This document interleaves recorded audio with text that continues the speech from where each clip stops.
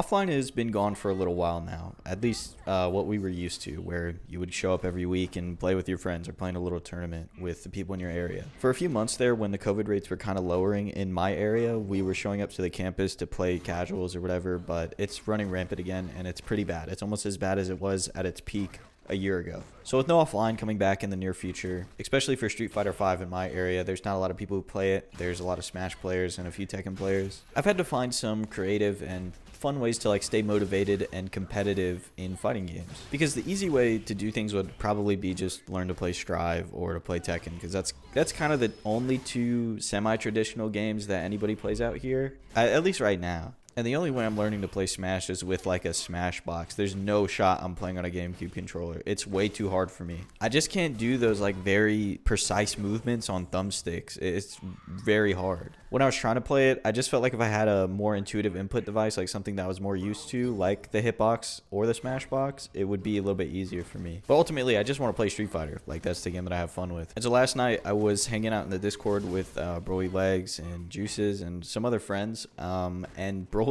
was kind of like making fun of me because there's a player that I lose to. There's a few players I actually have lost to in the past multiple times in this like Texas local that they run. So I think it's run out of Dallas, but pretty much all of Texas can join. And essentially what it boiled down to was he told me I needed to defeat my demons before I go around like saying that I'm getting better, right? Like, you need to prove yourself a little bit. And he didn't quite say it like that, but that's how I interpreted it. And to me, that kind of like lit a fire under my ass. Like, it made me kind of feel like how I did before when I was grinding for the entire week and then up to a local, and then I would play in the local at the end of the week, because the tournament that we were talking about is Full Bar Friday. It's on Friday. So I think as of making this, it's Sunday. So I've got a little bit over a week to really grind things out and to get very solid on my character. I'm going to play Jury. That's a character I've been playing for like the past couple weeks.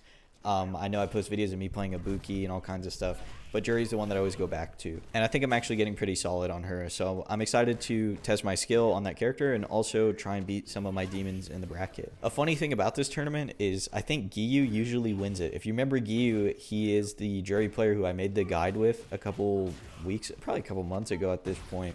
But that video is titled, I asked like the best jury in my state to teach me his character, and that was Giyu. He's like a warlord jury player now, and he wins that tournament pretty consistently. So a lot of those people in the tournament have either played against Jury or kind of have an understanding of how to play against her. And that tournament is on Friday, so I'm 99% sure I'll be entering. The only thing is I have class that day, so I have to make sure that I'll be back in time, and I don't have like anything to do, which I shouldn't. It's only the second week, but that's how I'm staying motivated.